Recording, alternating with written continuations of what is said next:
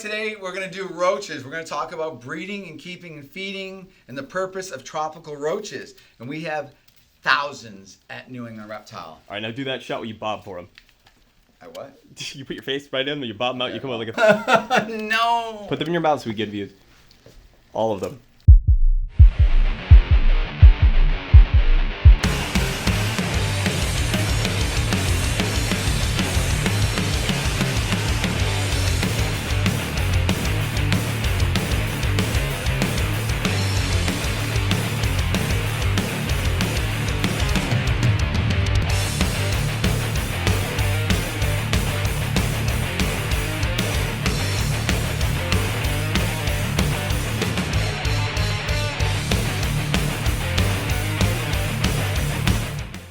This is what they call Halloween hissers. This is a smaller growing than the wide horn and the black hissers, but these are, it's almost like a hypomelanistic hisser, and these are adults. And these are, once again, these would be bioactive contendants. They're also nice little pets. So people like little kids or whatever will keep these as pets or even keep entire colonies as pets because they just enjoy watching them. They are curious animals. They're very clean. They can become easily socialized where they get used to you and they'll stop hissing. Yes, this is a Halloween hisser colony. And a couple things to note. I like things like citrus, oranges, apples. They will also eat, cantaloupe, melon, cherries, grapes, stuff like that. One thing we can do really easily is we make a couple mistakes as far as basically devaluing the enclosure for these animals is we put too much organics that fall to the bottom and they start rotting, and then we start getting fruit flies. So what you can do is you stand these straight up like this, and then you put your flat areas. This, for the colony density here, that is too much. This is a light colony of these guys. And this is just a new colony that's set up. So I could probably get away with a slice of orange every couple days. And we slice it. You want to slice it into thin slices. These animals are nocturnal. So generally they're going to come out at night. So when everything's really quiet and the room's dark and nobody's moving around, roaches are going to come out there and they're going to start feeding. Take a little bit of like a high-end cat food, dog food. They'll also eat all sorts of different table scraps. But what you feed them counts. So this is actually kind of an expensive bag of dog food. Don't overdo it. You can sprinkle a little bit more into the environment, but we naturally want to overfeed them. What happens is, once a week, I like to spray this enclosure down. Lightly spray it so there's water, and these guys will directly drink from the water droplets, plus they're also going to get the moisture from here. But if I do that too much, and I put too much material down there, the bottom's going to collect water.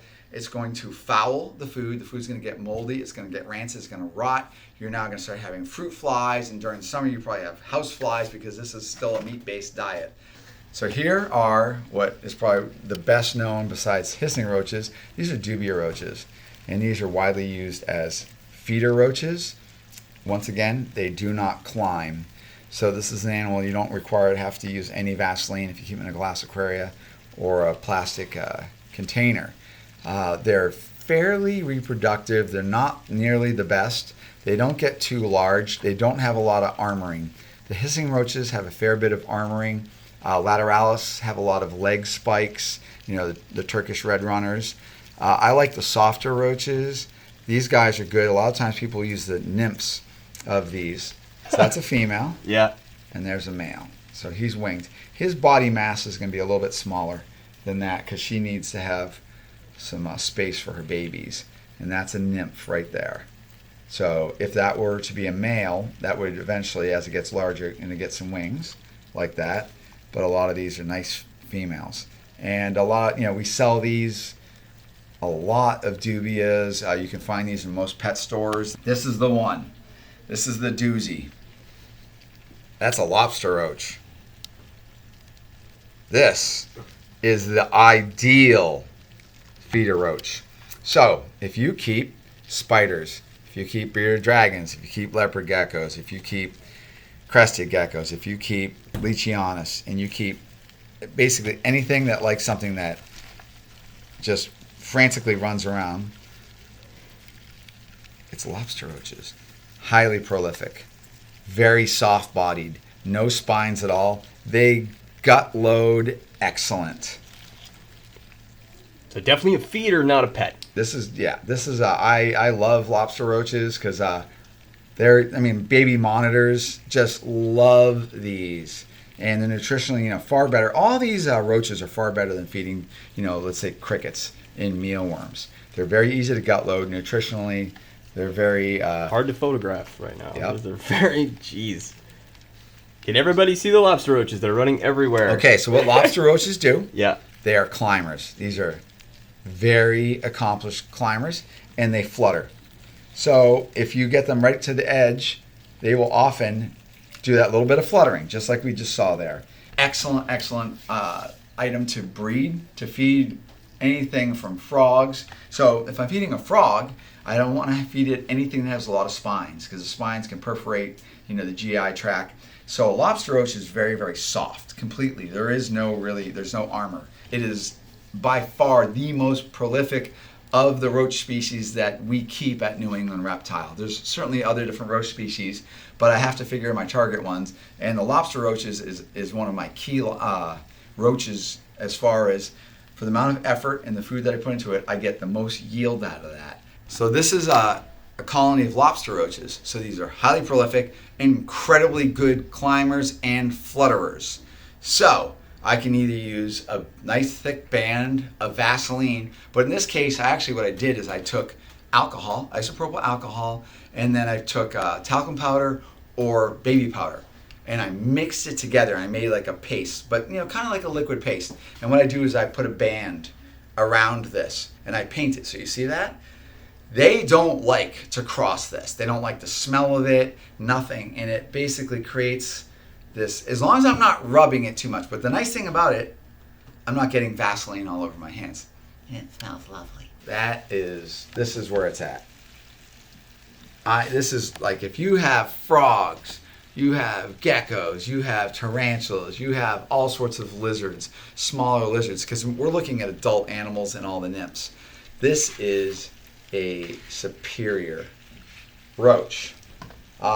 They do not live in your house unless you have like the perfect tropical house where you give everything. But what they tend to do, at Nerd, it's easily in the 80s, it's humid, there's food around, there's everything, and they'll run and scurry off, and we find them under things, but they don't set up shop and actually start reproducing, even though we have a pretty tropical area upstairs. I tend to find them, and Jeremy, you see them, they're sitting on their backs, just like a dubia roach. They fall over on their backs, and they can't, once they fall on their backs, they can't right themselves, and then they'll just burn themselves out, and they'll actually die. We've had thousands and thousands and thousands of lobster roaches get loose in my building, and they don't set up shop. So this is proof. But make sure they are flutterers. So if I did this, and I bring it here, even though they can't climb the wall, that is enough distance for this guy to flutter out and run around. Aren't these just orange heads? No, so these are giant cave roaches. These are not the monster, the Brazilian ones, but I got these as giant cave roaches. This is generally, it's not a feeder insect, and the fact is they're not very prolific. And these animals, you really have to kind of dial it in to get these guys to do well. These appreciate, once again, all the temperatures, 82 to 86. They do like to get misted down, but we're going to go over some of the husbandry needs. These are not a highly reproductive species. So we'll show you an active adult colony in a minute, and you'll get an idea what the nymphs look like. But it's kind of a rare roach, and people would keep it as pets. And sure, you could definitely use it as a feeder insect, but you really have to take some time establishing your colony. And they are very, very shy. Here's a cave roach colony. These guys are not particularly good climbers. So this is not like a death head roach, like a Blaberus or a Eublaberus. I don't even know what the Latin name of these guys is, but it's a good sized clumsy roach. But they like to flutter, and this guy's missing part of his legs. These guys are not the most prolific roach, but they are lovely still the same. So you can see some nymphs as well as the adults. So both adults are winged. Like that. This is a really nice nymph. I think this is more like a roach that you breed it, and once you have enough in your colony, you give some to your friends or you sell them. Cave roaches, these guys like to get sprayed down a couple times a week, not to make their enclosure all wet and dank, but enough where they'll actually drink the moisture off themselves and off of cage fixtures that are dealing with exotics. These are hissing roaches. Oh. So when these guys get scared, they do that little classic little tss, tss, little hissing noise. A lot of people keep these as pets. Very, very nice roach. This is more like a roach we're gonna keep like a pet. It is a very meaty animal as an adult, so these are, you know, big adults. The males have the horns. Females will have a round area right here, so I could feel the horns on a male.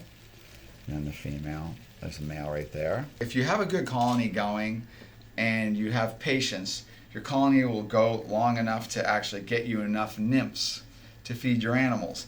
They are very well armored, but they are very meaty. So if I'm like feeding a tegu as a treat, something like this is fine, you know, for a water monitor, but it takes a bit of time to grow this, and these guys get quite tractable, so people often keep these as pets.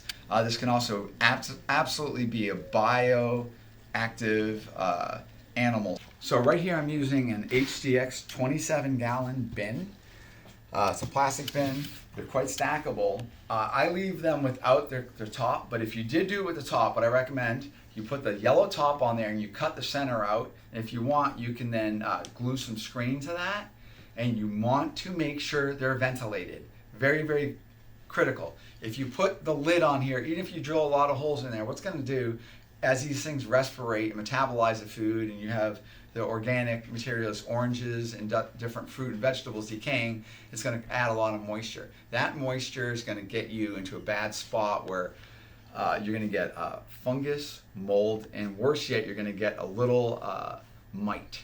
Hissing roaches can climb. They're not great climbers, so what you can do, you can use a band of light Vaseline, and what that's doing is it's just going to prevent the hooks and everything as this guy's going to catch on to all the little imperfections in the plastic.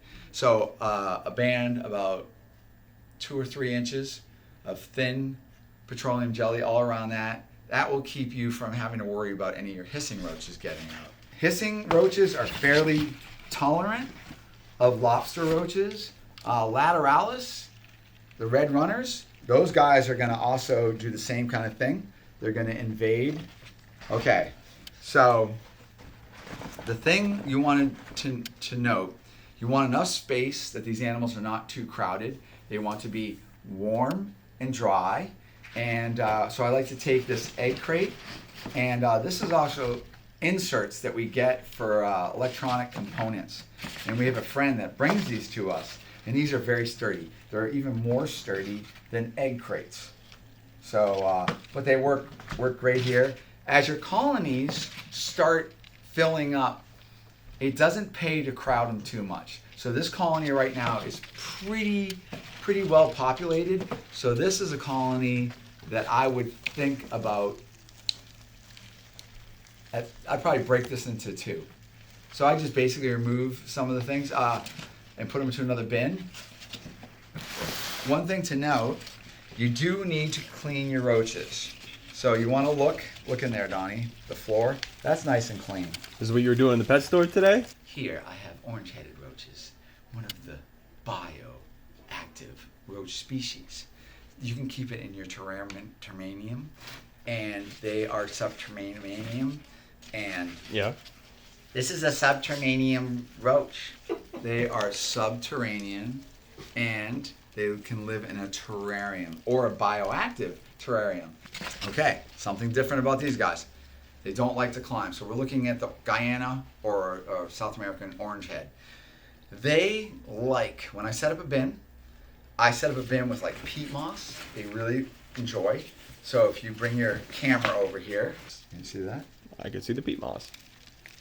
So here's a couple different things. I like these because because certainly we know there's no pesticide, because sometimes when you are getting mulches and stuff like that, they are lacing with pesticides. So Eco Earth, which is coconut husk, you take this, you put it in a bucket and you add water, and it'll really inflate. And I like to put a layer of about 3 inches for these guys. You can also use this. What they're doing is they need a deep enough layer where there's some humidity being held in there, because they live under the forest litter. And they'll take this and turn this literally into a fine, fine dirt. They're gonna break down all the cypress, and if you mix the two together, it's excellent too. But I really like this. This works excellent on these species. And Zoo Med has tons of products that I love and that are critical. This is a really great roach for bioactive. One of the wonderful things about roaches, you can gut load these animals quite well, and as we're breeding them, we tend to feed them a really good diet. Generally, when we're getting crickets from a pet store, if you don't gut load the crickets, those animals are generally coming in, and a lot of times they just have like starch in them, because they're putting slices of potato in there so the crickets don't die from dehydration and starvation. These animals we're gut loading, so we get contents. If we use something, let's say this right here, something like this is a Crested Gecko diet. But if I put a little tray of that, and I'm getting ready, I want to go feed some roaches off to my animals, if I want to put some of this in there, it's sweet. So this has got all sorts of calcium, all sorts of vitamins in there. Put a little tray in there, they'll go over there and they'll gorge themselves on it. So if you let them gorge for an hour or two, you then can offer it to your animal, and your animal's appreciating all the stomach contents of something like this. And if you break down all the nutritional aspects of this, there's a lot of good things in there. Then you can, if you want to have concerns for calcium, you can use like this, which is a fine powdered calcium. This has no D3 in it. So if you're providing ultraviolet light and the light bulb is 8 months or less, like a Zoo Med 10.0, make sure you date bulbs. They're good for about 8 months, and then the UV emission starts really going down. If you have them in an environment where there is no UVB, you're going to want to use powdered calcium with D3. But you can take this, you can shake and bake it. It's a fine powder, and you can cover the roach. Shake and bake your animals like crickets and roaches. It covers them, and it also basically suffocates them. It'll suffocate crickets and roaches. It also is the desiccant, so it's going to dehydrate them. So if I really overdo it and the insects doesn't have a chance to clean itself off, quite quickly they'll die.